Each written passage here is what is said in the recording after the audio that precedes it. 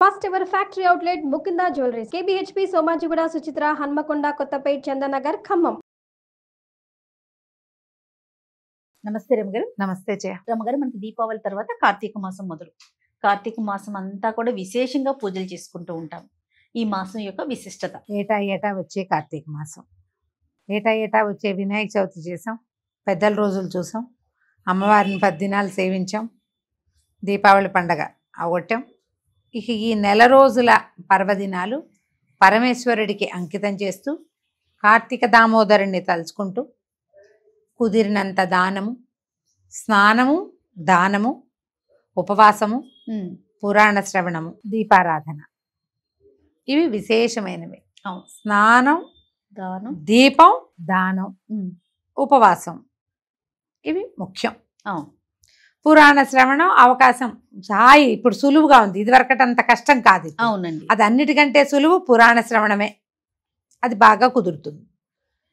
ఏదైనా చెయ్యొచ్చు, అన్నీ చెయ్యొచ్చు, అన్ని రోజులు చేయొచ్చు.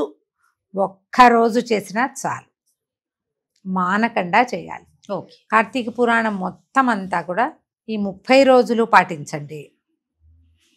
పోని 4 సోమవారాలు, ఓ పౌర్ణమి, 2 ఏకాదశులు, 4, 1, 5, 2, 7, ఈ 7 రోజులైనా పాటించండి.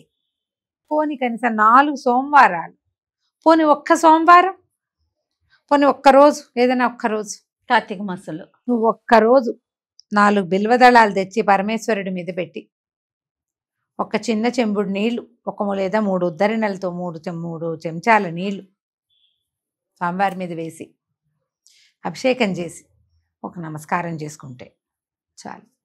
సాధారణంగా మనకి చెప్తారు, అలంకార ప్రియో విష్ణు, అభిషేక ప్రియ శివ. విష్ణువుకి ఎంత అలంకారం చేసినా చేయించుకుంటాడు. నువ్వు ఇంకా పువ్వులు పెట్టు, ఇంకా అలంకరించు, ఇంకా సొమ్ములు పెట్టు, ఇంకా పట్టుపట్టలు కట్టు, ఎన్ని కట్టినా ఆయన ఇంకా చేయించుకుంటాడు. ఆయనకు అది ఇష్టం. పరమేశ్వరుడికి అభిషేకం చాలు. అభిషేక ప్రియుడు. ఈ అభిషేకంలో నువ్వు పంచామృతాలు చేస్తావా, కొబ్బరి నీళ్ళు చేస్తావా, ఫలరసాలు, ఎన్నో రకాల ఫలరసాలు చేస్తావా, ఏమీ లేదు. ఒట్టి నీళ్లు, గంగోదకం తెస్తే మరీ సంతోషం.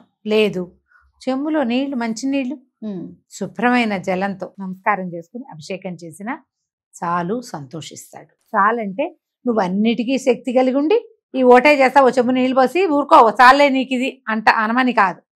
నీకు ఏ అవకాశము లేకపోతే ఇంత చిన్న క్రియ అయినా భగవంతుడిని సంతోషపెట్టచ్చు. దాంతో ఏదైనా చేసుకోవచ్చు. ఈ తొలి రోజు నుంచి చివరి రోజు వరకు వాపీకూప తటాకాదుల్లో ద్రవ రూపంలో గంగా నది ఉంటుంది. ఓకే.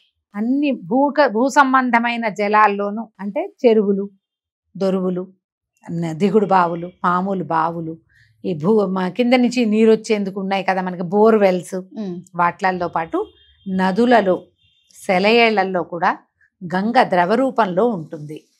ఈ మాసంలో ఏం చెప్తారంటే తైలే లక్ష్మి జలే గంగా అని. తైలంలో ఏమో లక్ష్మీదేవి ఉంటుంది, నీళ్లలో ఏమో గంగా నది ఉంటుంది. లక్ష్మి విష్ణు ప్రీతికి, గంగ శివప్రీతికి. శివప్రీతి కోసం స్నానం. మనం ఇంట్లోనే ఉన్నాం, ఎక్కడికి వెళ్ళలేము. ఇళ్లలో నీళ్లుగా స్నానం చేస్తే కళ్ళుతో స్నానం సమానం అని చెప్తారు. మనకు అవకాశం లేదు, నదులకి చెరువులకి వెళ్ళలేము, అపార్ట్మెంట్లలో ఉన్నాం, 14వ అంతస్తు, ఎక్కడి నుంచి మనకు డైరెక్ట్గా నీరు వచ్చేది లేదు, ఓవర్ హెడ్ ట్యాంకే దిక్కు. హరగంగే అని జ్ఞాపకం చేసుకుని గంగని తెల్లవారుజామునే స్నానం చేస్తే ఫలితం లభిస్తుంది. ఇవన్నీ అమెండ్మెంట్లే కానీ నువ్వు ఇలా చేసేయి అని కాదు, చెయ్యొచ్చు. ఇంకా తప్పనప్పుడు, కుదిరినప్పుడు, ఎప్పుడైనా వెళ్ళినప్పుడు, ఏ దారిలో కనపడినప్పుడు, ఎక్కడైనా ఒక నదో చెరువో కనపడితే ఒక మునిగితే అందులో మంచిది, అవకాశం లభిస్తే మన కుదిరికని బట్టి. అన్ని రోజులు ఏ గోదావరికో, కృష్ణకో, కావేరికో, తుంగభద్రకో వెళ్ళి స్నానం చేయగలిగే అదృష్టవంతులు ఉంటే మరి మంచిది. మనకు అది లేదు, ఏదో నుయ్యి ఉంది, పోనీ. ఏ అవకాశం లేతే హరగంగే, గంగే చేమినే చైవ గోదావరి సరస్వతి నర్మదే సింధు కావేరి జలేస్మిన్ సన్నిధిం కురు. ఈ నీళ్లలోనే ఈ అమ్మతల్లుడు, నదీమతల్లుడు అందరూ ఉన్నట్టుగా భావించి హరగంగే అని జ్ఞాపకం చేసుకుని పరమేశ్వరునికి సంబంధించింది గంగ, నీళ్లు పోసుకుంటే సరిపోతుంది. అయితే ఏంటంటే ఈ నెల రోజులు స్నానం విశేషం చేయ. కార్తీకంలో స్నాన విధి చాలా విశేషమైంది. తెల్లవారుజామున ఇందులో శిరస్నానం ముఖ్యం. ఓకే. శిరస్నానం అంటే మనం ఆ నదుల్లో ఎక్కడైనా మునిగేటప్పుడు శిరస్సు, ఆడవాళ్ళకు కూడా ఓకే. ఒక్కసారి వెళ్ళాం మనం నదికి, శిరస్నానం, తల ముంచండి ఒక్కసారి చాలు. ఈ పురుషులకి తల స్నానము, శిరస్నానము, స్త్రీలకి కంఠస్నానమే చెప్పబడింది. ఆడవాళ్ళు కూడా నెత్తి మీద నీళ్లు పోసుకోవాలని అనుకోవద్దు, నీళ్ళంతా కూడాను. పోసుకోక్కర్లేదు. పర్వదినాలలో తలకి పోసుకుంటే సరిపోతుంది. మామూలు రోజుల్లో చిటికెడు పసుపు రాసుకుని స్నానం చేయండి, మంచిది. తెల్లవారుజామునే స్నానం చేయటం. ఇంట్లో శివారాధన, శివారాధన మీకు ఏ అలవాటు ఉంటే అది, విష్ణువారాధన మీ ఆరాధన చేసుకోవటం, ఇంట్లో దీపారాధన చేసుకోవటం తప్పకుండా. దీపం తర్వాత దేవాలయ దర్శనం చాలా విశేషంగా చెప్తారు కార్తీకంలో. శివకేశవుల్లో ఎవరిని చూసినా మంచిది. విష్ణువాలయానికి కానీ శివాలయానికి కానీ వెళ్ళటం, శివాలయంలో సేవించుకోవటం, ఏదైనా సేవ చేయటం, లేదా ఒక దీపారాధన చేయటం. ఆలయాల్లో దీపారాధనలు చేసుకుంటాం కదా, ప్రదోషంలో సాయంకాలం పూట కనుక విష్ణువాలయంలో కానీ శివాలయంలో కానీ దీపం వెలిగిస్తే అఖండ ఐశ్వర్యం లభిస్తుందని చెప్తారు. దీంతో పాటు ఉపవాసాలు. ఈ ఉపవాసం ఎట్లా చేస్తాము? కార్తీక నక్తాలు అనే ఒక విధానం ఉంటుంది. నక్తాలు అంటే ఈ కార్తీక పురాణంలో ఒక 5-6 రకాలు చెప్తారు. పురాణం చెప్పినప్పుడు ఆ వివరం చెప్తా. సాధారణంగా అందరూ చేయగలిగేది ఏంటంటే, పగలు ఉపవాసం ఉండి సాయంకాలం భోజనం చేయొచ్చు నెలంతా మీకు శక్తి ఉంటే. పగలేదో అంత పలహారమో 2 పళ్ళు నోట్లో వేసుకుని అవి కూడా స్వామివారికి నివేదించి తీసుకుంటే ఇంకా మంచిది. సాయంత్రం చుక్కలు చూశాక భోజనం చేసేయచ్చు. ఇలా చేయొచ్చు ఒకటి. లేదా కేవలం పర్వదినాల్లో పగలు ఉపవాసము, రాత్రి భోజనం. ఏమున్నాయి పర్వదినాలు? 4 సోమవారాలు, ఒక పౌర్ణమి. ఈ 5 రోజులు పగలు ఉపవాసం, రాత్రి భోజనం. ఏకాదశిలో 2 పూటల మొత్తం రోజంతా ఉపవాసం ఉండి మర్నాడు ద్వాదశి నాడు పారణ చేయాలి, అది విధి. ఇంత మాత్రం ఉపవాసాలు చేయొచ్చు. మీ వీలు ఓపిక, ఎవరు చేయొచ్చు ఎవరు చేయకూడదు. గర్భవతులు కానీ, బాలింతలు కానీ, అనారోగ్యంతో ఉన్నవాళ్ళు కానీ, చిన్నపిల్లలు కానీ, వృద్ధులకి కానీ ఉపవాసాలు చెప్పబడలేదు. ఓపికమంతులు, ఆరోగ్యం సహకరించే వాళ్ళు, మందులు మాకులు వ్యవహారాలు ఏమీ లేని వాళ్ళు ఉపవాస దీక్షలోకి వెళ్ళొచ్చు. మిగిలిన వాళ్ళ ఉపవాసం అంతా భగవన్నామ స్మరణే ఉపవాసం. పిల్లలతోటి కూడా ఓం నమ శివాయని పంచాక్షరి మంత్రాన్ని చెప్పిస్తే మంచిది. ఏది కుదిరితే అది చేసుకోండి. అయితే ఇప్పుడు ఇందులో ఈ కార్తీకంలో ప్రత్యేకంగా దీపదానము చాలా ప్రత్యేకమైంది. దీపాన్ని వెలిగించిన దీపాన్ని ఎవరైనా బ్రాహ్మణోత్తముడికి దానం చేయటం, ఇంకా వేరే ఎవరికి కాదు, బ్రాహ్మణుడికి దానం చేయాలి. దానికి ఒక మంత్రం ఉంటుంది. మరి ఆ దీపదాన మంత్రం చెప్పించుకుని దీపాన్ని ఇవ్వచ్చు. మీరు అది వెండి దీపాన్ని ఇవ్వచ్చు, మట్టి ప్రమిదని ఇవ్వచ్చు, ఇత్తడి రాగి ఏదైనా లోహంతో చేసినవి ఇవ్వచ్చు. లేదా ఒట్టిగా పిండి దీపారాధన చేస్తామా బియ్య పిండితోటి, ఆ దీపారాధనని కూడా అమంత్రకంగా దక్షిణ తాంబూలాదులతోటి దానం చేసుకోవచ్చు. దీపదానం చాలా మంచిది. అయితే ఇది చలికాలం కాబట్టి నువ్వుల దానం చేస్తుంటే మంచిది. పాలు, పెరుగు, నెయ్యి, ఈ 3 దానాలు చాలా మంచివి. ఇవి ఎవరికైనా ఎవరికైనా. వెచ్చని బట్టలు, చలికాలం కాబట్టి దుప్పట్లు, కంబళ్ళు అలాంటివి దానం చేసుకుంటే ఆయుర్వృద్ధి కలుగుతుంది, మంచిది.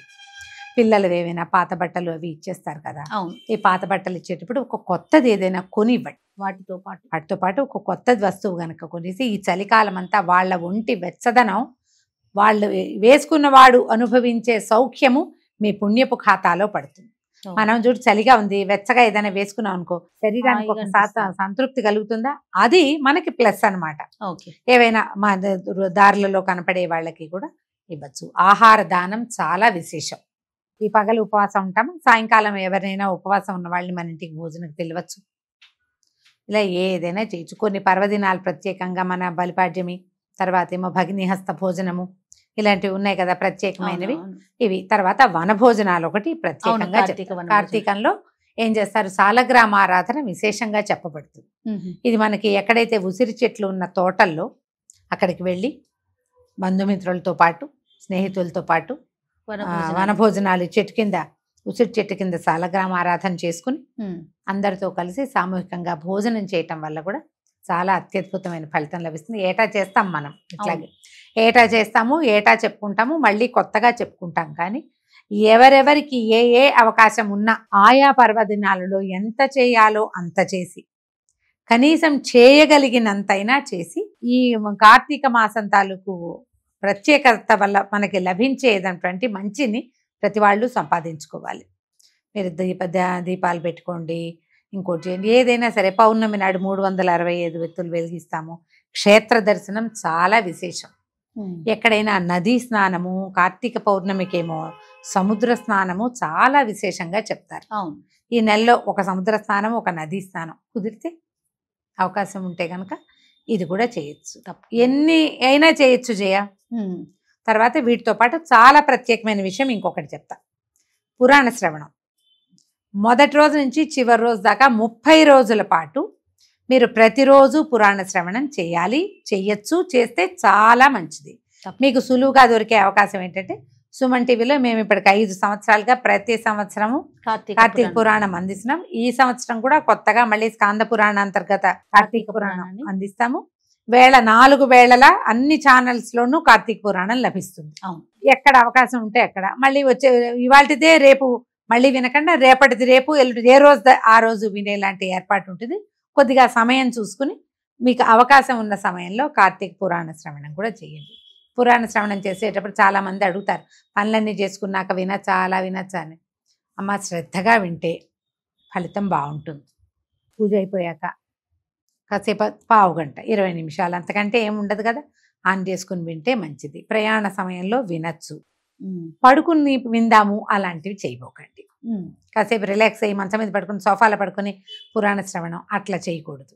ఎందుకంటే ఇవి ముఖ్యం, మనకు పుణ్యం కలిగించేది కదా. ఒక్కరవ శ్రద్ధ వహించి గనక వింటే ఫలితం బాగుంటుంది. మేము ఈ అవకాశాన్ని బట్టి చేయండి. పురాణం విషయంలో మాది గ్యారంటీ.